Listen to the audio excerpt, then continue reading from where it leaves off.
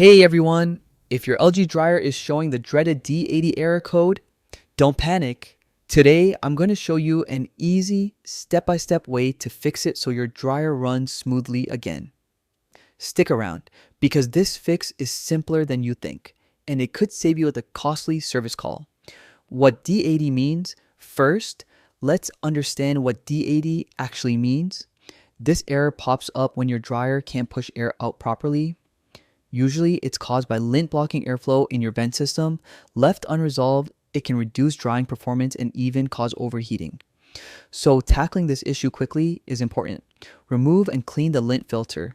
Start by pulling out the front mounted lint filter. Clean it thoroughly. If your filter housing is screwed in, carefully remove the screws and keep them safe.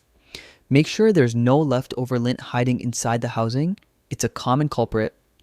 Inspect inside the filter slot. Next, grab a flashlight and check deep inside the filter slot.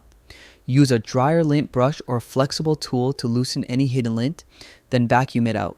This step ensures nothing is blocking the airflow from the inside.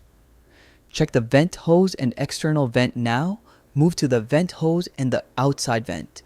Make sure the hose isn't kinked, crushed, or blocked in any way. Check the external vent for debris or bird nests. Yes, they love cozy dryer vents. Clearing these obstacles is key to restoring proper airflow. Reassemble and test. Finally, reinsert the filter and housing. Reconnect any vent sections you detach and run a short drying cycle. If everything's cleaned and reconnected properly, the D80 error should disappear and your dryer will be back to peak performance. And that's it.